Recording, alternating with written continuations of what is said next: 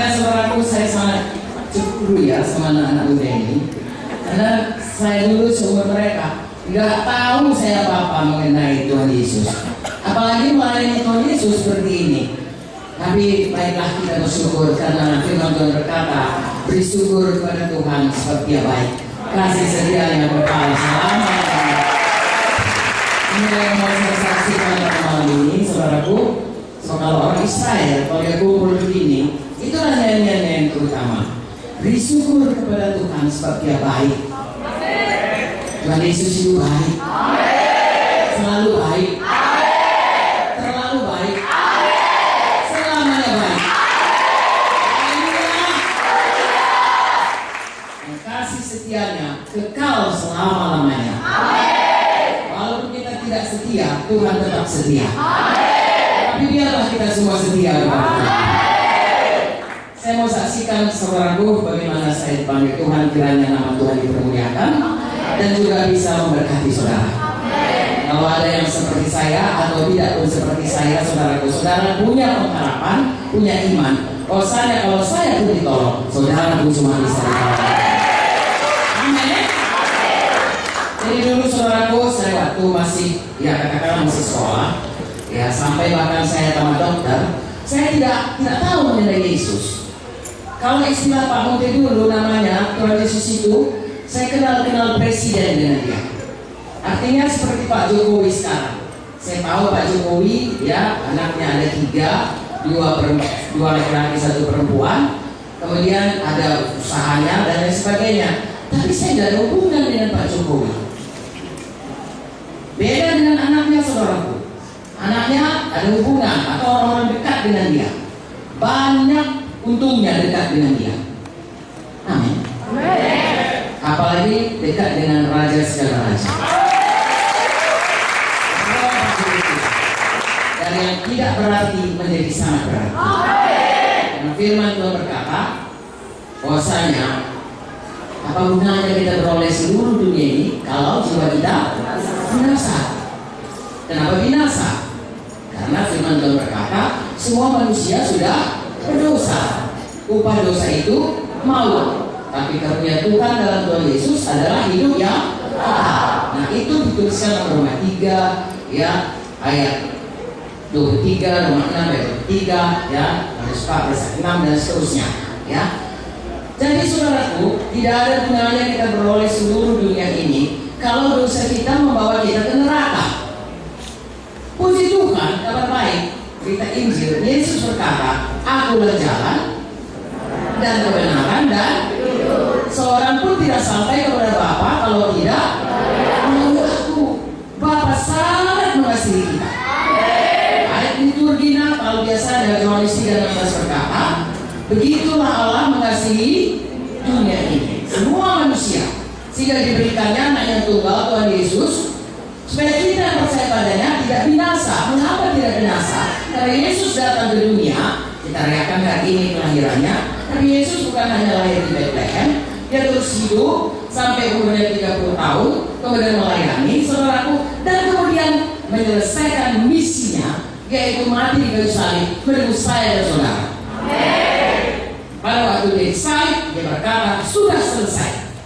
Artinya selesai ditanggungnya semua dosa kita, dan selesai diangkatnya semua untuk dosa kita, dan selesai disediakannya semua yang perlu bagi kita di bumi dan di surga. Haleluya, sudah selesai. Nanti saudara dengarkan firman Tuhan selanjutnya, ya bagaimana kita menerima semua yang dijanjikan atau disediakan Tuhan itu. Dan saya mau saksikan sekarang kebaikan Tuhan, bagaimana Tuhan melepaskan saya dari dosa sehingga saya bisa tidak kenal presiden, tapi saya jadi anak Bapak Surgawi. Kalau jadi anak Bapak saudaraku, anak presiden aja pun hebat, apalagi anak raja segala raja. Haleluya. Nah, jadi saya waktu kecil sebelum seperti umur kalian ini, ya seperti saya katakan tadi, saya tamat dokter baru saya mulai kenal Tuhan Yesus, baru mulai terima Yesus. Sangat banyak saudaraku saya alami tragedi demi tragedi, ya, dan paling tidak enak hati ini selalu mencari untuk apa hidup ini. Saya melihat orang lahir, kemudian orang mati, kemana dia sudah mati? Orang baik mati, orang jahat mati. Apa bedanya itu? Orang tua saya berkata, berbuat baik sajalah kamu, kami tidak ke gereja, ataupun ke gereja saudaraku tidak sungguh-sungguh, ya. Dan kalaupun sungguh-sungguh, beberapa waktu kemudian karena ibu saya meninggal, saya sungguh-sungguh ke gereja. Tapi tetap saya tidak kenal Tuhan Yesus. Saya hanya hidup dengan acara atau upacara Kristiani. Saya bisa selalu berdoa dengan manis berkata dalam nama Yesus, aku bertobat, cuma sekali saudaraku. Ya. Tapi saya tidak yakin doa saya itu lewat enggak nilai amal. Saya kenal Yesus dan saya tanda tanya, Yesus itu sebenarnya bagaimana dengan saya? Karena saya hanya ikuti acara-acara yang baik di gereja. Saya bersyukur untuk acara yang baik itu, kemenangan saya tetap untuk ada di dalam lingkungan berkristenan. Tetapi tidak memberikan jawaban bagi hidup saya. Sekali saya menonton film yang namanya The Ten Commandments, yaitu Hukum 10 versi lama. Di situ ditunjukkan bagaimana Musa itu sudah membunuh, saudara baca itu dalam buku Keluaran, saudara, sudah dibunuhnya orang Mesir itu, kemudian dikejar oleh Firaun, mau dimasukkan penjara, mau dihukum, dan dia lari saudara sampai ke tanah Midian, dan di dalam pelariannya ditunjukkan bagaimana dia melewati padang gurun, ya, terseok-seok. Saya berseru waktu nonton itu, saya ingat betul. Karena film itu diberikan kepada kami mahasiswa kedokteran tingkat 2 waktu itu untuk menontonnya di aula gedung metodis di Jalan Tua Medan. Lalu kemudian saya bilang, Tuhan, kalau aku benar-benar Tuhan, itu seperti saya itulah aku, mencari. Bagaimana rasanya tetap tidak ada pengharapan yang teguh, tidak ada damai yang teguh, selalu ada khawatir, selalu ada tanda tanya, gimana masa depanku? Tetapi puji Tuhan saudaraku, satu hari saya diajak oleh seorang teman saya, waktu itu saya sudah tamat dokter, ya, lalu saya ambil spesialis anak. Saya suka sekali dari kecil, saya suka jadi spesialis anak. Lalu kemudian itu kebaikan Tuhan, tapi saya tidak tahu waktu itu saya masuk spesialis anak. Belum pun saya tamat, sudah dikirim saya ke Jakarta karena USU waktu itu memulai program subspesialisasi. Saya dikirim ke Jakarta, ke UI, itu belajar darah anak, penyakit darah anak seperti leukemia, thalassemia. Pada waktu itu sulit untuk mengobatinya.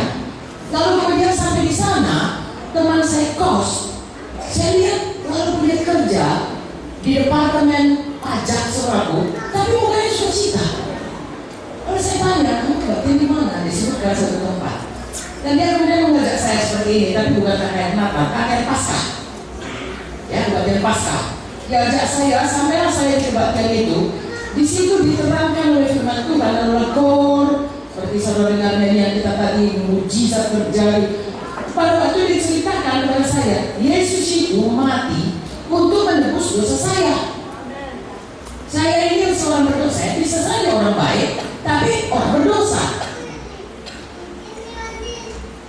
Dan dosa saya itu seperti saya katakan tadi dalam ayat 4 Roma 6:23 bahwa saya ke neraka. Tapi Yesus datang karena Bapa mengasihi kita, mengirimkan anaknya supaya dia mengangkat semua dosa saya, menebus saya. Seperti dulu kalau domba untuk korban keselamatan disembelih, begitu Yesus menanggung. Sampai saya dihukum, Yesus dihukum. Sampai saya yang kena kutuk, Yesus kena kutuk, tergantung di kayu salib.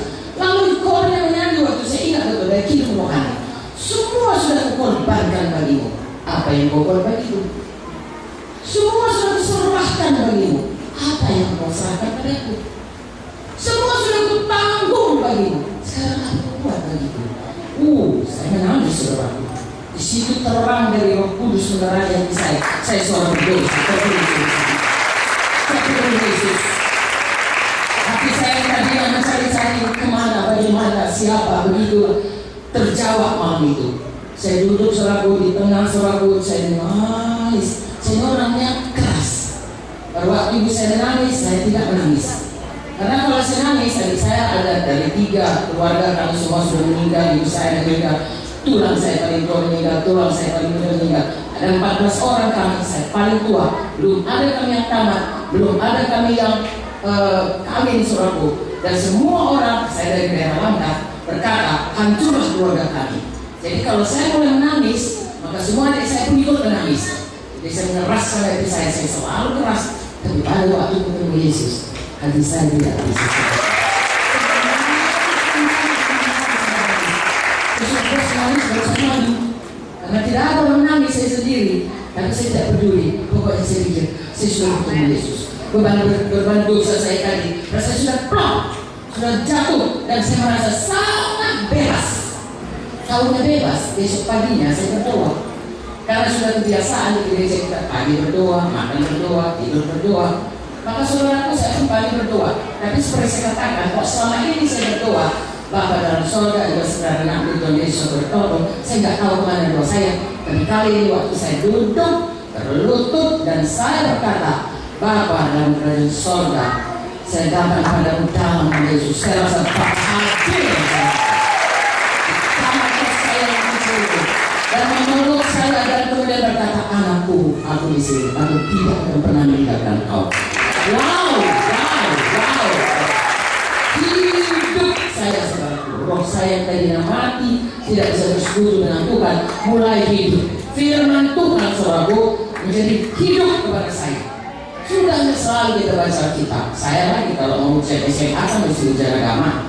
Dibacalah itu Matius, Markus, Lukas, saya semua dibaca. Tapi tidak hidup, hanya huruf. Nah, waktu itu sudah saya lahir baru, sudah saya terima Yesus. Saya baca kitab, saya heran. Mengapa semua persoalan hidup ada jawabannya dalam Alkitab? Masa depan penuh pengharapan. Haleluya saudaraku. Kalau ada tanda-tanda, semua dapat Yesus, dapat semua. Bagaimana saya tahu saya berubah? Karena Yesus datang untuk mengubahkan kita, untuk memulihkan hubungan kita dengan Bapa, untuk memulihkan kemuliaan yang dulu pada waktu itu diciptakan oleh Tuhan. Manusia ini mulia, begitu mulia sehingga tanpa usaha pun dia tidak sadar. Mereka tidak berpakaian, ada dan kawan. Begitu berdosa, mereka sadar kan dirinya. Saudaraku, kemuliaan Tuhan itu dipulihkan kita, diubahkan Tuhan kepada kita. Saya tidak mengerti itu saudaraku. Ya, tetapi kemudian masih kosa, masih kerja atau masih dididik di kedokteran, kalau saya sudah bertanya kepada saya, kenapa sih kau sedih aja? Saya malah marah dan jengkel. Saya katakan, kau inilah, apakah ada senangnya hidup ini? Hidup ini banyak susahnya. Nah, akulah kau, semua pun kita banyak susah kita. Lalu mereka takut saya marah, dan iyalah. Tapi dalam hatinya ini orang kok mukanya murung terus. Tetapi sesudah saya selamat, di Jakarta ada teman saya namanya Aceh, ya, dia punya dosen dari UI. Jadi saya selalu dibawa ke rumah abangnya ini karena dia tahu saya ini tidak punya keluarga di Jakarta. Saya kesana tahun 1970, 50 tahun yang lalu. Jadi belum banyak, perbataan pun belum banyak, keluarga pun belum banyak. Saya sendiri, jadi dia kasihan, dia bawa selalu ke abangnya ini. Lalu abangnya itu berkata kepada dokter Aceh ini, Aceh, itu temanmu, dia nggak tahu nama saya, Rahma mana, itu bahasa Karo, tapi dia panggil Rahma. Kenapa temanmu si Rahma itu? Dia sukacita, dia senang selalu, dia gembira selalu. Saudara lihat dalam Yesus, sukacita Tuhan.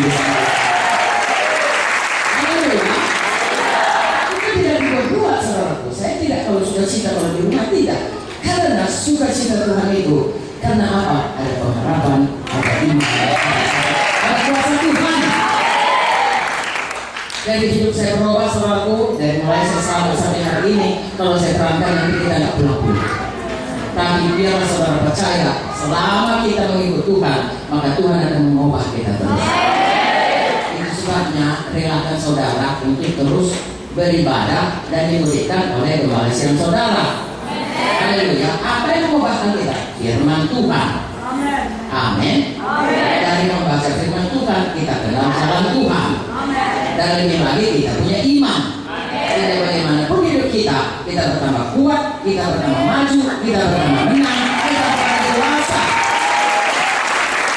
Itu sebabnya sesudah kita terima Yesus, kita mesti tinggal di gereja. Haleluya.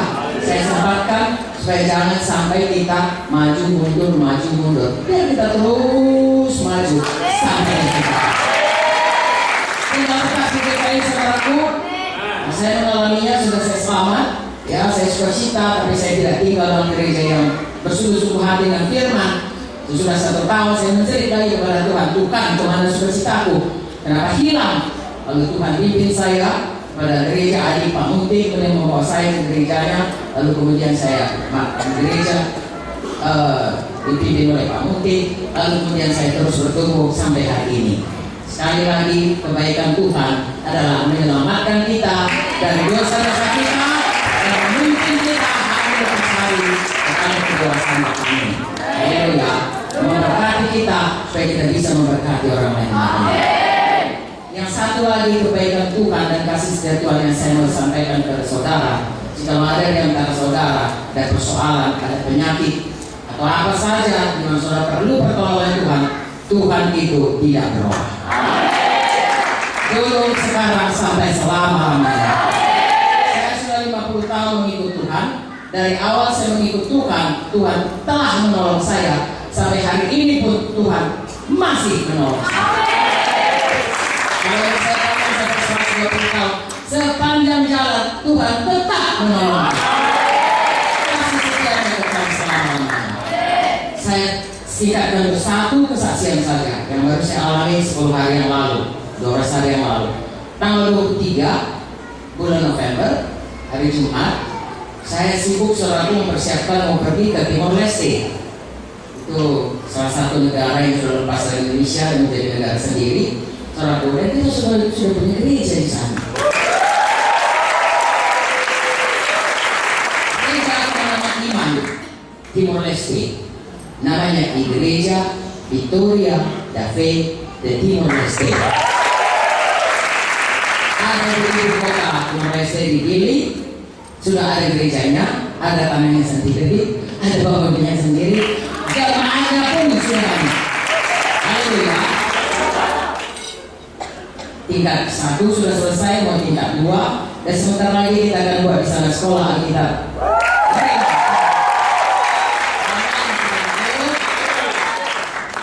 Sebentar lagi kita menyeberang ke Australia.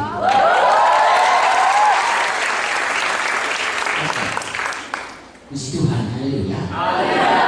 Jadi saya sudah bersiap ke sana karena saya sudah berjanji lama kepada hamba Tuhan di sana, Agus Lisi Tonga. Dia katakan, ibu mesti menginjakkan tanah di Timor Leste, menginjakkan kaki di tanah Timor Leste. Saya katakan oke. Lalu kemudian sudah disetujui hari Senin tanggal 26 saya ke sana. Saya jadi itu tanggal 23 sore saudaraku. Ya, karena di rumah kami biasanya tidak ada genangan air itu. Lalu karena saya begitu sibuknya kurang awas, saya terpleset, terduduk begitu. Sakitnya kira-kira saudaraku, dan saya tahu betul dari dokteran itu berbahaya bagi orang seumur saya. Nah, saya sudah berumur 76 tahun.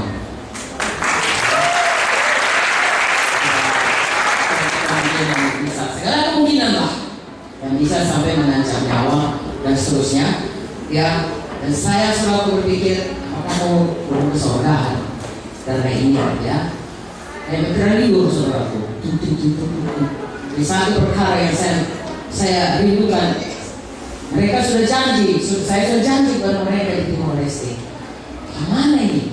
Jangankan berdiri, berjalan, duduk, berbaring aja nggak bisa saudaraku. Sakit luar biasa, gerak sedikit, tidak bergerak pun sakit.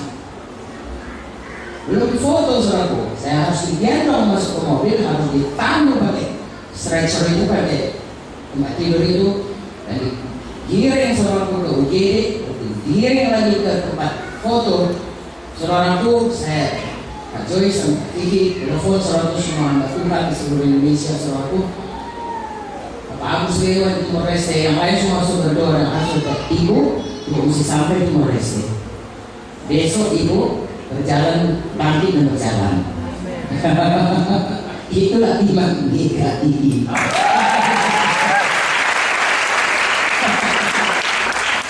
Kemudian sudah foto, saya dokter berkata, tidak ada yang patah, tidak ada yang retak. Lalu saya tanya, saya mau ke Timor Leste 2 hari lagi. Ketawa aja dia saudaraku, ya. Kita lihat aja lah katanya. Lalu saya disuruh tidur aja hari semalam seharian ini.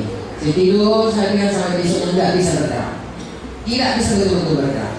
Tapi Tapi waktu dokternya datang saudaraku, ya saya bertindak saudaraku. Coba duduk. Harusnya saya duduk. Dari begitu sakit, hilang sakitnya. Saya duduk. Coba diri. Ya tahu saya sudah lama tidur, lebih sehari nanti pasti koyong. Tutup matanya. Coba berdiri. Berdiri saudaraku sampai kos kakinya pakai saya. Dokternya sendiri buka kos kaki saya saudara. Saking dia pun girangnya lah ya.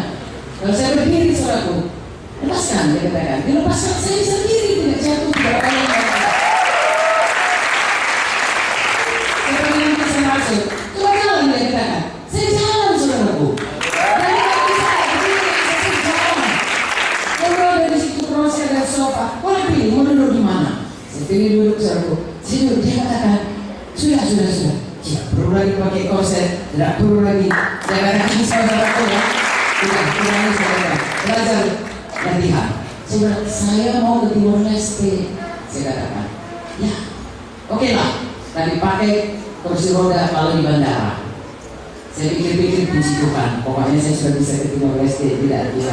Saya pikir kalau hanya pakai kursi, walaupun sebenarnya saya tidak suka pakai kursi roda itu saudaraku, tapi dia saya patuhi. Tapi tahu kan saudara, itu adalah hal mustahil. Dari tidur, sakit, tidak tertahankan, lalu tiba-tiba duduk, berdiri, berjalan,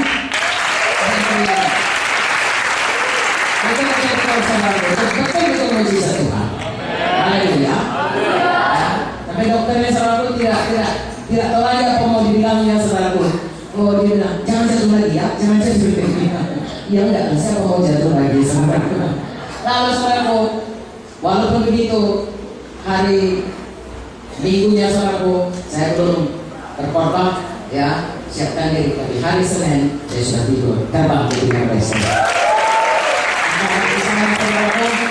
Saya bisa berdiri seperti ini, menyadari jemaat-jemaatnya menangis, semuanya suka cinta sholat sore. Dan mereka berdoa bisa supaya saya bisa sampai ke Timor Leste. Jadi saya tahu yang paling banyak berdoa, yang paling betul doanya selalu ada doa Tuhan Yesus di sorga.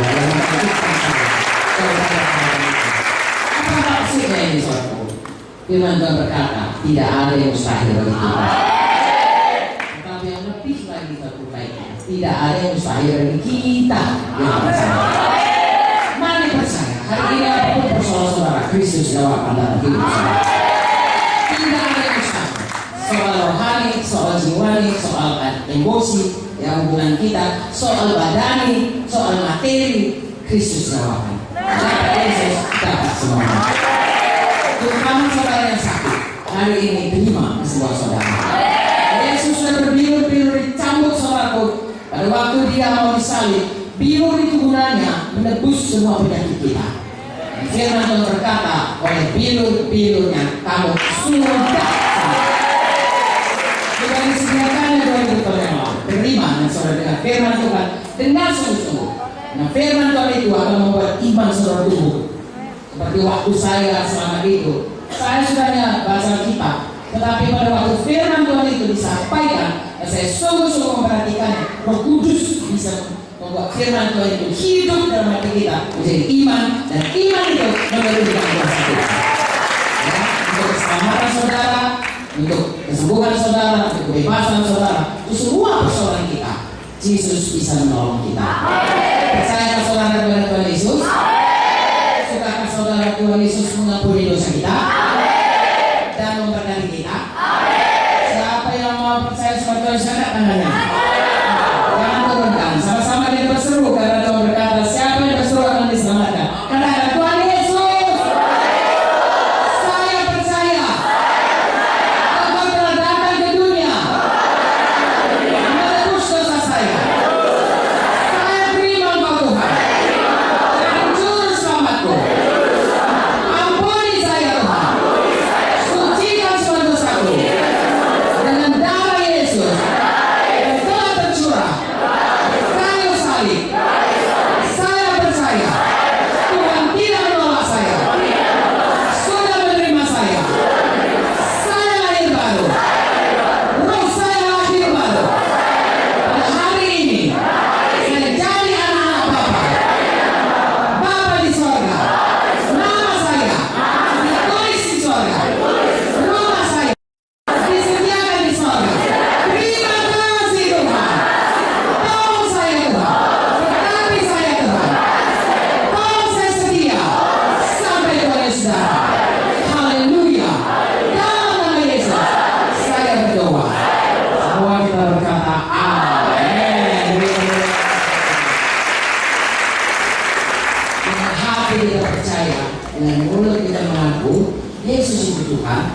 Roma 10 ayat 8, 9, 10, saudaraku, dan seterusnya berkata 13 berkata, maka kita diselamatkan. Dan artinya dosa kita diampuni, tidak lagi kita menjadi dihukum di neraka, tapi rumah kita dari surga. Dan selama di dunia ini, seperti saya katakan tadi, kasih setia Tuhan kekal selamanya. Adakah saudara berkati? Adakah saudara punya iman sekarang bahwa Yesus itu sungguh-sungguh baik? Mari dengarkan lagi Kakak Joyce.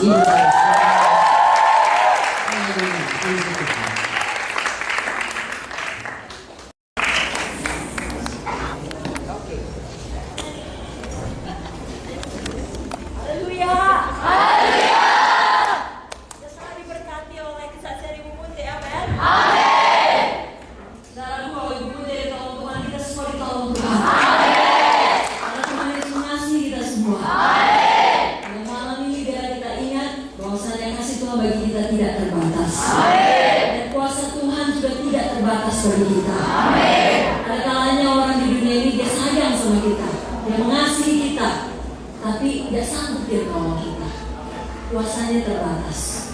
Tapi kalau Tuhan Yesus beda. Dia mengasihi kita dan kuasanya tidak terbatas.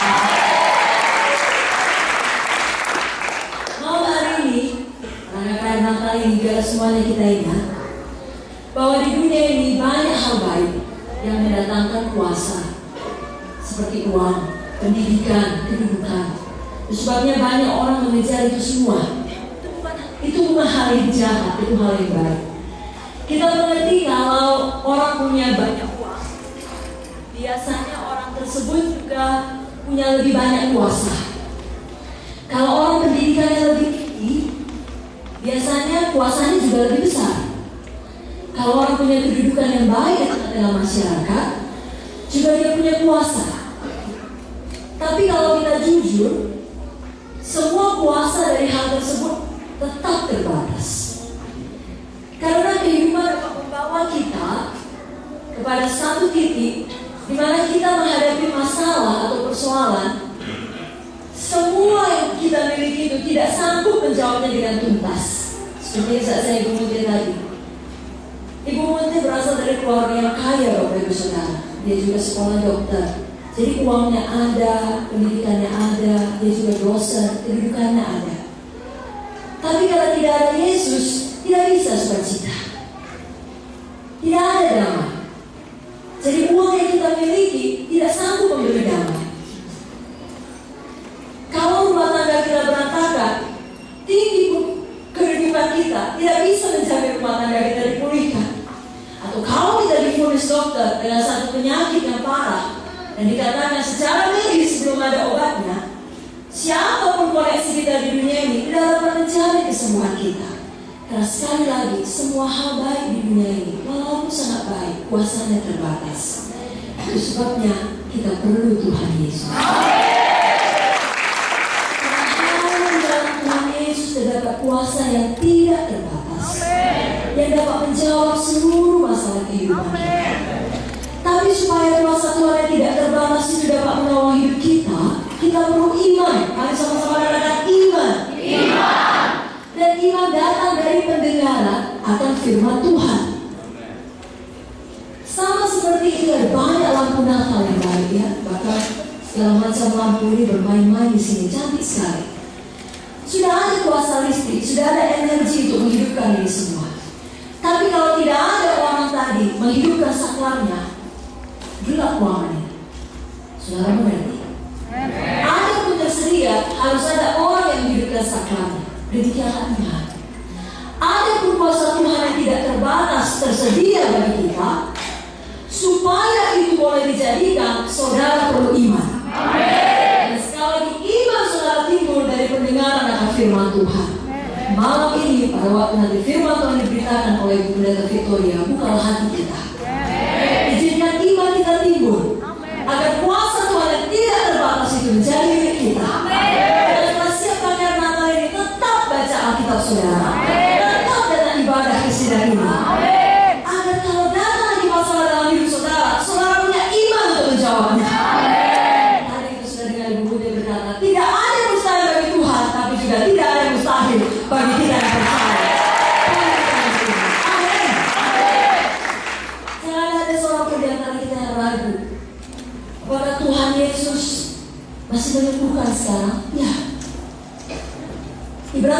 ayat 8 mengatakan Yesus Kristus tetap sama dulu, kemarin, hari ini, dan sampai selama-lamanya.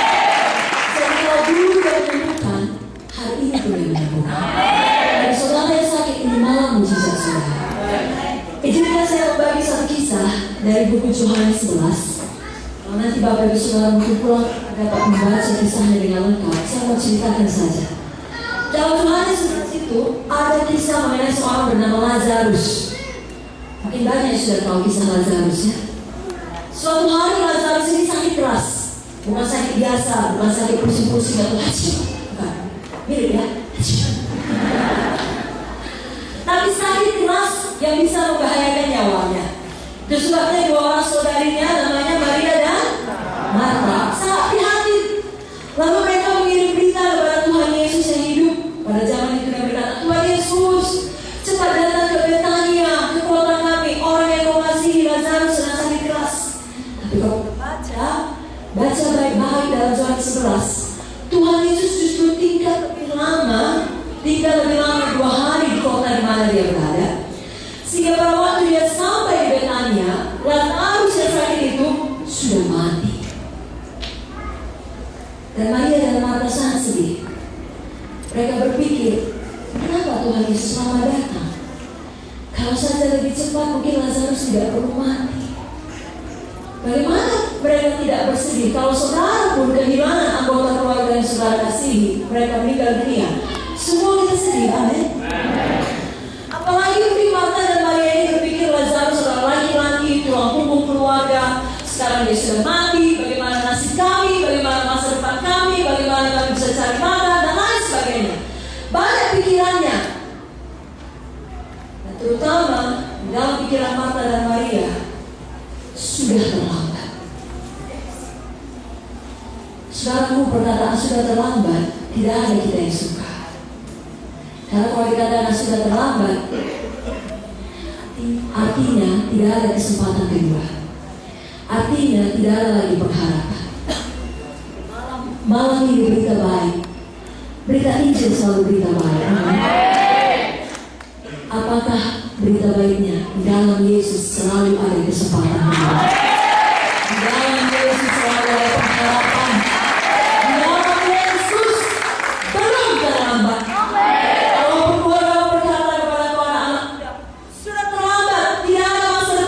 Kau sudah membuat pilihan yang salah. Kau sudah melakukan seks bebas. Kau sudah terikat narkoba. Tidak ada lagi masa depanmu. Dunia berkata kau sudah terlambat. Atau sampah masyarakat. Malam ini belum terlambat. Datang pada Yesus. Yesus bisa memberikanmu. Walaupun sudah dikatakan oleh dokter sudah terlambat, nikmati saja sisa hidupmu. Ada 3 bulan lagi atau 6 bulan lagi. Tidak bisa penyakitmu disembuhkan.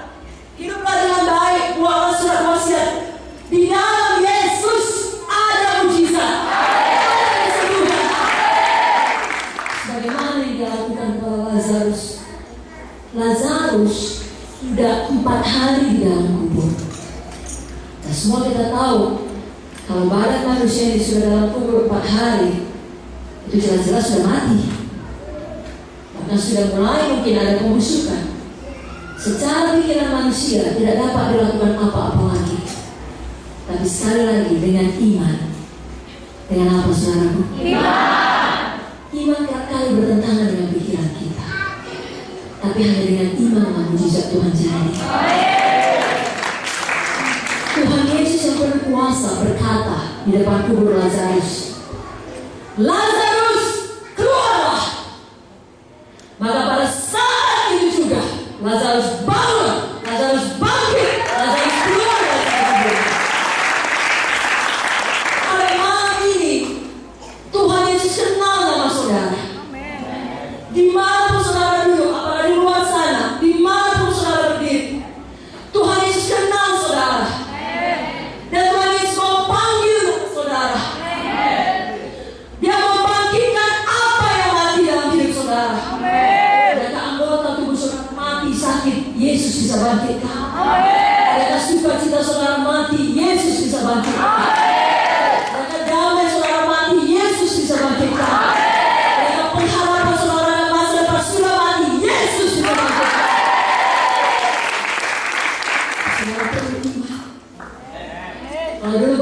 seperti sering bercerita, dalam satu kamar kita ini punya 5 indera. Dalam satu kamar lampunya mati semua. Maka indera mata berkata, aku tidak melihat apa-apa. Kulit berkata, aku tidak merasa apa-apa. Telinga berkata, aku tidak mendengar apa-apa. Lidah berkata, aku tidak merasa mencecap apa-apa. Ada 4 indera berkata, tidak ada apapun di ruangan gelap itu. Tapi satu indera, hidung berkata, aku mencium parfum. 1 lawan 5, ketika lampu dihidupkan, betul ada parfum. Demikian dengan hidup kita. Pada suatu kali, indera saudara mungkin berkata, mata saudara berkata, berkunang-kunang kuliah semua. Kulit berkata, meriang, panas. Telinga berkata, mendenging suara ini. Lidah berkata, pahit kurasa, tidak selera makan. Maka hidung berkata, mampat, aku tidak bisa bernapas dengan baik. Lalu seluruh pikiran ini berdasarkan indera berkata, aku sakit, aku demam, aku flu. Tapi ada satu indera supernatural namanya iman. Iman berkata, oleh biru-biru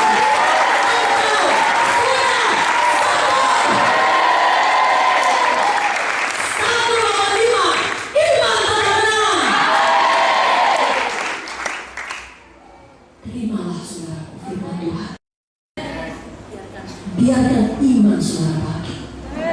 Bukan hanya untuk masalah penyakit, masalah apa saja. Dalam firman Tuhan ada jawaban. Maka saudara mendengar firman pada malam ini. Maka saudara beriman pada malam ini. Maka saudara akan pulang dengan mujizat.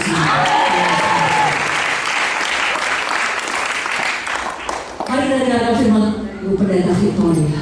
Kepada Tuhan Yesus, dan berterima kasih juga kepada Bapak Ibu Gembala segala saudara yang ditemani. Haleluya. Berikan kemuliaan bagi nama Yesus. Sejak saya masuk di tempat ini, saya bersyukur kepada Tuhan. Ini satu tempat yang baik. Gereja yang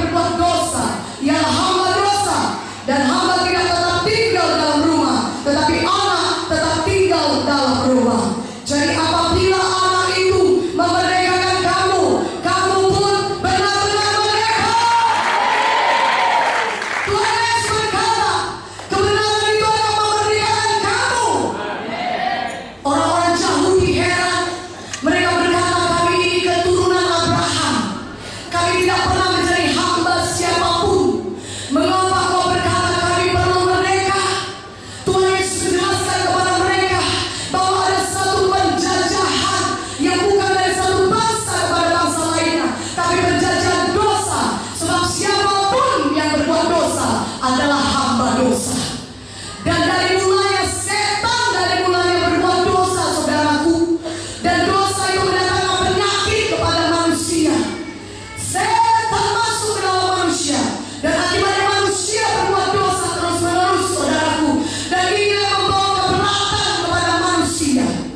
Manusia jadi diperhamba dosa. Dan kalau diperhamba dosa berarti manusia diperhamba penyakit, diperhamba semua bentuk dosa lainnya, kemiskinan, kegagalan, kekurangan, dan kutuk dosa lainnya. Tetapi malam hari ini Yesus berkata kepada kita, jika Dia memerdekakan kita, maka kita akan benar-benar merdeka. Haleluya.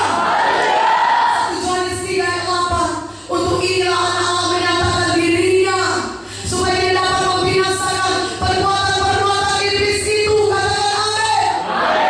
Untuk itulah Yesus menyatakan dirinya sebagai manusia. Dia lahir di Bethlehem, saudaraku, untuk membinasakan perbuatan-perbuatan iblis. Kalau saudara lihat 1 Yohanes 3 ayat 8 dikatakan, barang siapa yang telah berbuat dosa berasal dari iblis, sebab iblis berbuat dosa dari mulanya. Tapi untuk itu Yesus lahir, supaya Dia membinasakan semua perbuatan-perbuatan iblis itu.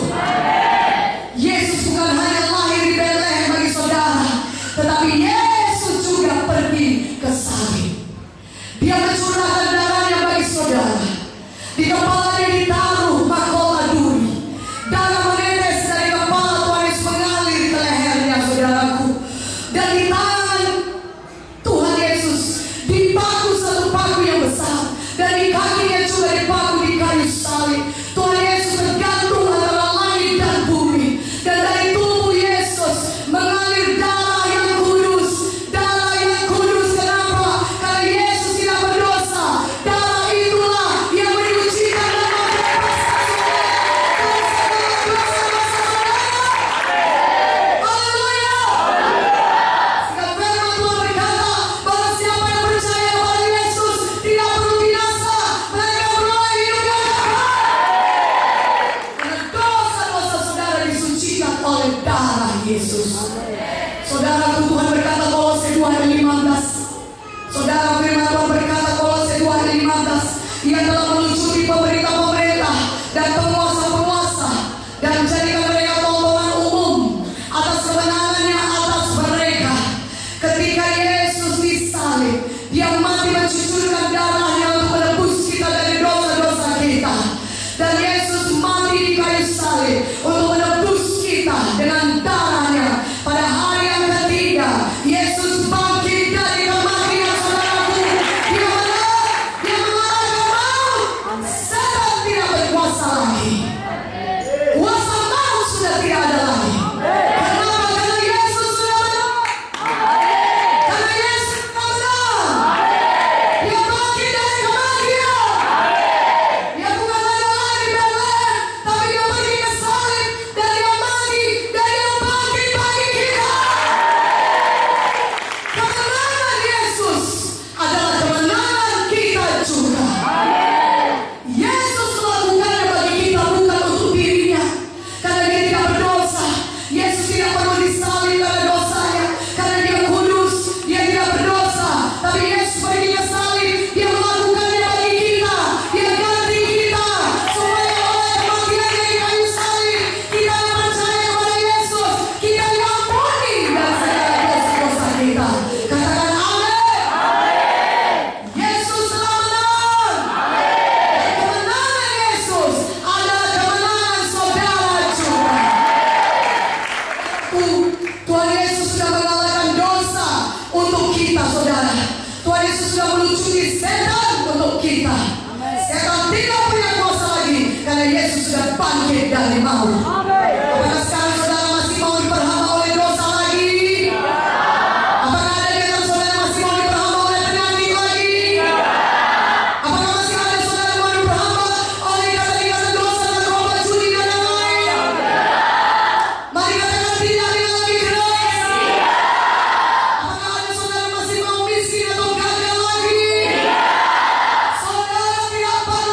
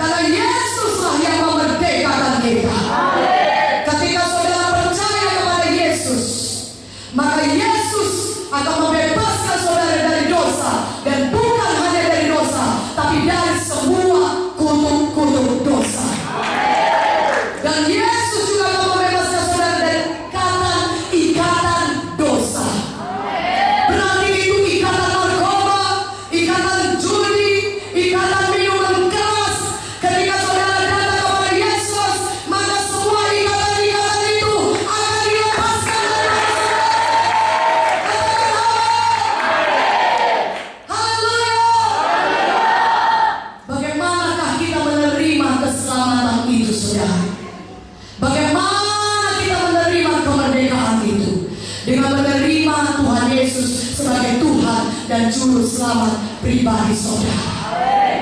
Saudara yang terkasih dalam nama Yesus, bagaimana kita bisa diselamatkan? Artinya dibebaskan daripada segala dosa dan ikatan-ikatan dosa saudara. Maukah saudara diselamatkan? Yang mau katakan amin. Sehingga saudara tidak perlu lagi dihukum oleh karena dosa-dosa saudara, karena upah dosa adalah maut, tapi saudara bisa bebas daripada maut. Haleluya. Firman Tuhan jawabannya Roma 10 ayat 9 sampai 10. Siapa yang mengaku dengan mulutnya bahwa Yesus adalah Tuhan dan percaya dalam hatinya bahwa Allah telah membangkitkan Yesus dari antara orang mati, maka dia akan diselamatkan. Karena dengan hati orang percaya dan dibenarkan, dan dengan mulut orang mengaku dan diselamatkan.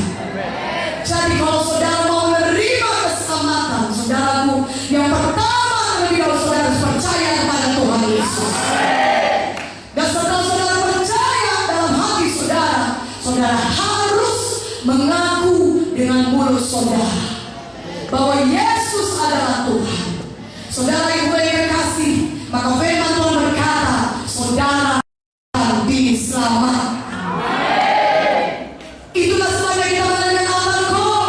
Kita memanggil jiwa-jiwa datang ke depan supaya mereka bisa mengaku Yesus sebagai Tuhan dan Juru Selamat pribadi mereka. Katakan amin. Jadi saudara percaya terlebih dahulu dalam hati saudara, dan saudara harus mengaku, harus mengucapkannya dengan mulut saudara. Maka ketika saudara lakukan itu, saudara diselamatkan, dibebaskan daripada semua dosa dan kutuk dosa. Katakan amin. Haleluya. Bagaimana dengan kesembuhan? Saudara katakan demikian. Bagaimana saya bisa dibebaskan daripada penyakit? Bagaimana saya bisa menerima kesembuhan saya? Dan saya berkata kepada saudara, maukah saudara disembuhkan? Saudara berkata, tentu saja. Untuk itulah saya datang ke KKR ini, saudara katakan. Dan caranya menerima kesembuhan saudara adalah sama seperti saudara menerima keselamatan jiwa saudara. Percaya Yesus itu adalah penyembuh.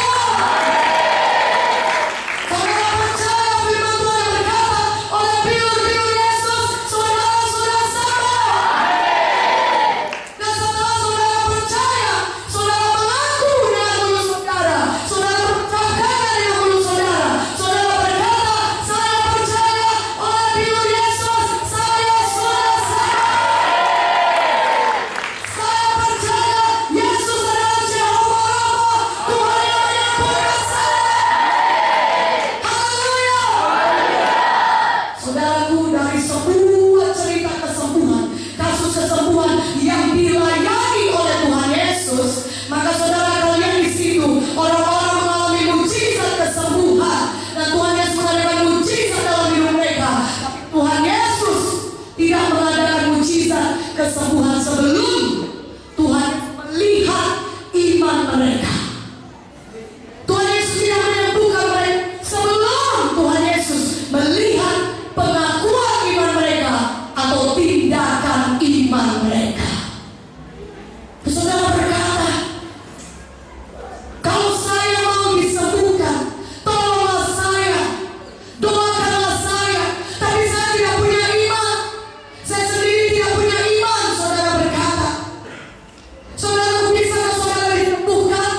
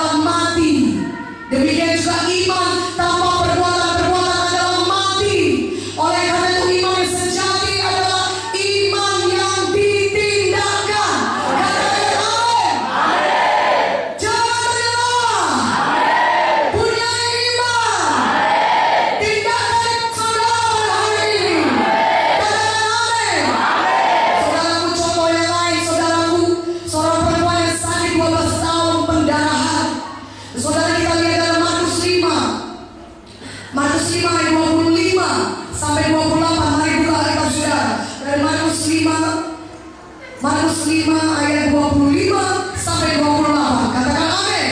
Dia sekolah di depan seorang perempuan sakit 12 tahun pendarahan. Dan dia sudah berkeliling saudara kemana-mana mencari kesembuhan. 12 tahun tidak berhenti-berhenti sakit pendarahan. Kalau di dalam dunia zaman sekarang itu mungkin saudara ada penyakit yang parah, penyakit kanker saudaraku.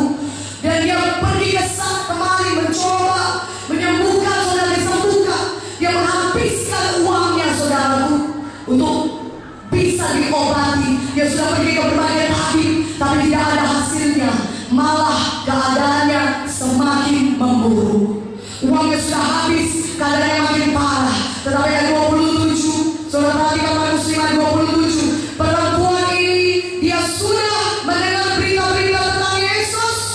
Maka di tengah-tengah orang banyak itu yang mendekati Yesus dari belakang dan yang menjamah jubahnya. Sebab katanya, asal ku jamah saja jubahnya, aku pasti sembuh. Perempuan ini mengucapkannya dengan mulutnya. Dia menindakkan imannya. Pada saat itu dia belum sembuh. Dia belum merasakan kesembuhan apapun. Dia masih lemah. Oleh karena sakitnya itu dia lemah.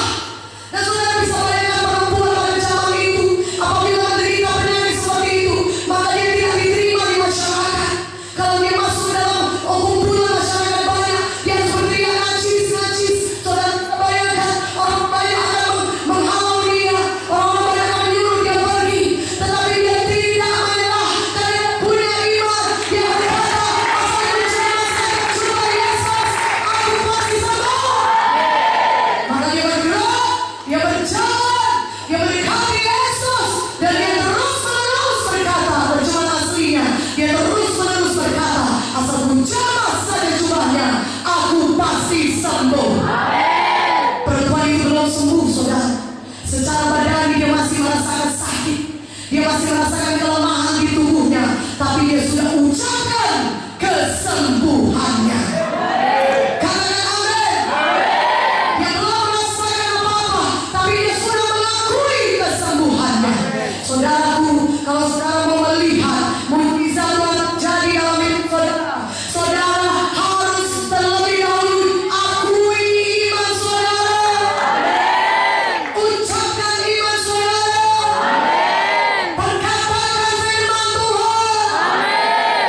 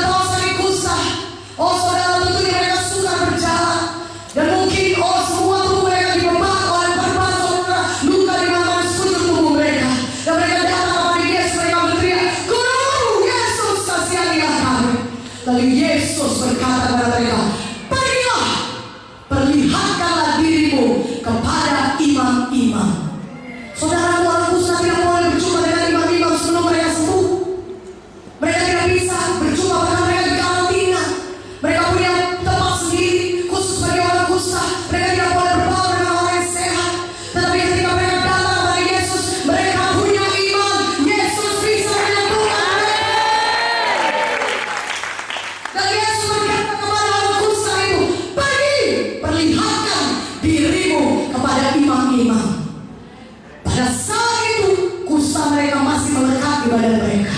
Mereka belum sembuh, tetapi mereka punya iman. Dan iman itu menurunkan kuasa Tuhan. Dan mereka percaya mereka sembuh. Mereka bergerak menuju kepada imam-imam. Mereka berjalan menuju kepada imam-imam. Kusta mereka masih melekat di badan mereka. Mereka suka bergerak, luka di mana-mana di tubuh mereka. Tapi mereka punya iman. Mereka berjalan menuju kepada Allah. Tempat di mana imam berada, mereka memperlihatkan diri mereka. Dan karena iman mereka, di tengah jalan mereka sembuh. Haleluya. Iman saudara menurunkan kuasa Tuhan. Haleluya. Saudaraku yang terkasih dalam nama Yesus, pada saat ini juga saudara yang sakit atau saudara yang menderita, apapun penderitaan dalam hidup saudara yang butuh mujizat Tuhan, sekarang ini juga di tempat duduk saudara, tanpa didoakan, saudara bisa mempraktekkan iman saudara. Mulai saudara mengucapkannya oleh firman Yesus, saya percaya saya sembuh. Oleh firman Yesus, saya percaya malam ini saya menerima mujizat Tuhan. Oleh firman Yesus, saya sembuh. Saya bangkit. Saya sembuh dalam nama Yesus.